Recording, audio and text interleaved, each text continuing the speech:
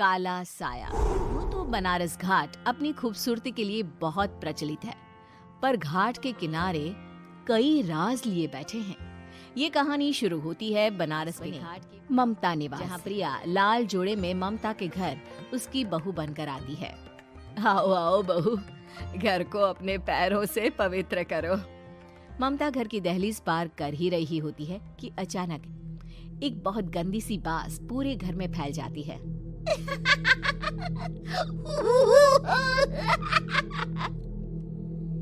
ये बदबू और ये आवाजें, ये कौन हंस रहा है माँ? अब ये पड़ोसी ना हमारे थोड़े अलग से है। कहाँ हम शाकाहारी और ये मांस मच्छी खाने वाले। छोड़, तू ध्यान मत दे और गृह प्रवेश कर। और हाँ बहू, अपनी सास की एक बात हमेशा याद रखना, इन पड़ोसियों से तो कभी बात नहीं करेगी। अच्छे लोग नहीं है ये। अपनी सास की ये बात मानेगी ना बेटा? हाँ माँ, जो आपकी मर्जी, मैं उनसे बात नहीं करूंगी। अगले दिन प्रिया अपनी पहली रसोई बनाने रसोई घर में जाती है। ये छोकी बात तो नाक में जा रही है। एक काम करती हूँ, खिड़की खोल देती हूँ। प्रिया खिड़की खोलने जाती है। इतने जाले, लगता है इस खिड़की को कभी खोला ही नहीं गया। पर ऐसा क्यों? ओह, नॉन वेज की स्मेल आती होगी ना। 2 मिनट के लिए खोल लेती हूँ, फिर बंद कर दूंगी। प्रिया खिड़की खोलती है। खिड़की खोलते ही उसकी नजर सामने वाले घर की खिड़की पर पड़ती है, जहाँ एक लड़की खड़ी होती है। हाथों में मेहंदी, लाल रंग की साड़ी, बिल्कुल सजी धजी, मानो प्रिया की तरह ही वो भी नई नवेली बहू हो। वो प्रिया को देखकर मुस्कुराती है। हे भगवान, माँ ने तो इनसे बात करने को मना किया। प्रिया फौरन ही खिड़की बंद कर देती है और तवे पर चढ़े रोटी की ओर देखने लगती है, पर वहाँ रोटी न होकर मछली पड़ी होती है। ये क्या? पहली ही रसोई में इतनी बड़ी गलती। हे भगवान, अब मैं क्या करूं?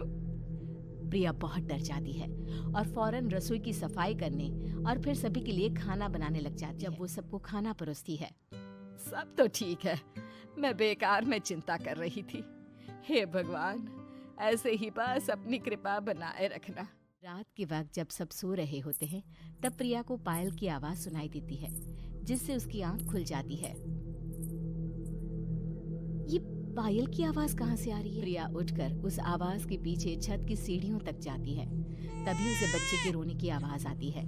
प्रिया छत पर जाती है तो क्या देखती, वही लाल साड़ी वाली लड़की अपनी गोद में एक नवजात बच्चे को घुमा घुमा कर सुला रही है।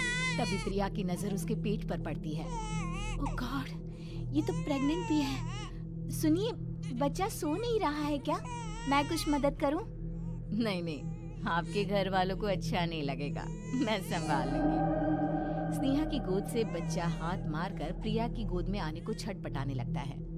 दोनों घर अगल बगल में बने होने के कारण प्रिया उस बच्चे को गोद में ले प्रिया के पास आते ही वो सो जाता है।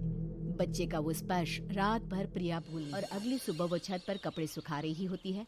तभी उसे एक औरत इशारा करके बुलाती है। स्नेहा कह रही थी बाबू तुम्हारी गोद में आते ही सो गया। मैं गौरी, स्नेहा की माँ हूँ।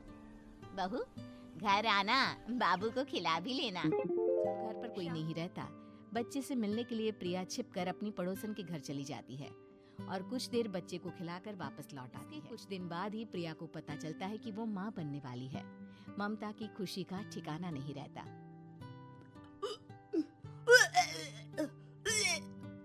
माँ जी, पता नहीं क्यों उल्टी आ रही है। प्रिया भागती हुई वॉशरूम में जाती है तो हरे और लाल रंग की उल्टी करती है।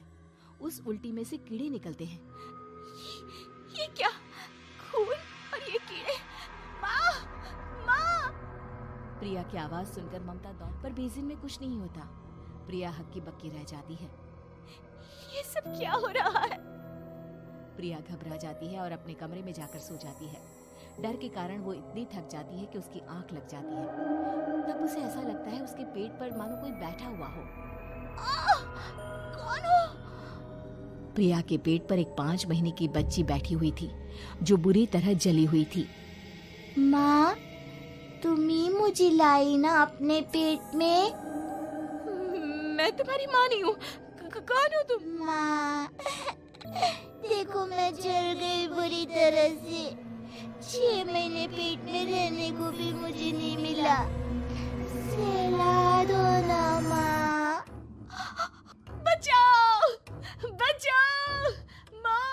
ममता दौड़कर कमरे में आती है। प्रिया की बातें सुनकर वो सब समझ जाती है। तू कहीं बगल वाले घर में तो नहीं जाकर आई ना बहू? माफ कर दो, मैं गई थी माँ। उस घर में सब मरे हुए हैं बहू। कई साल पहले स्नेहा उस घर में बहू बनकर आई थी। कुछ ही दिन में वो एक बच्चे को जन्म देने वाली थी।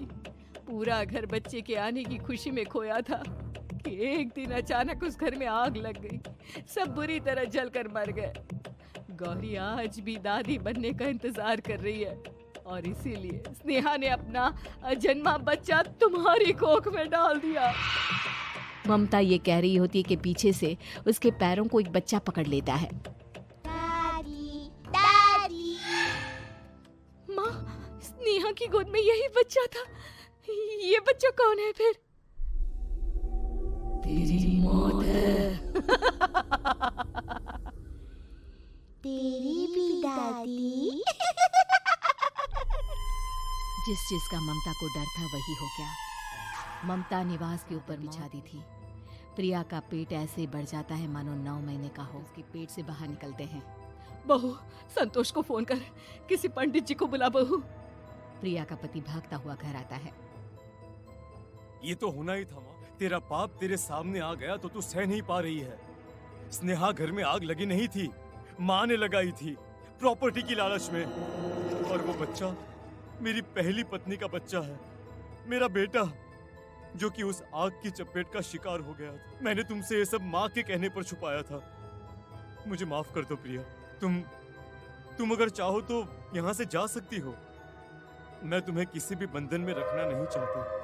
मेरी शादी हुई है आपसे, मैं आपको छोड़ नहीं सकती, पर उससे पहले हमें स्नेहा, उसकी माँ और बच्चे की आत्मा की शांति करवानी होगी। संतोष और ममता गौरी के घर जाते हैं। अंदर सब कुछ जला हुआ, जमीन पर जली हुई लाशें बिखरी हुई थी।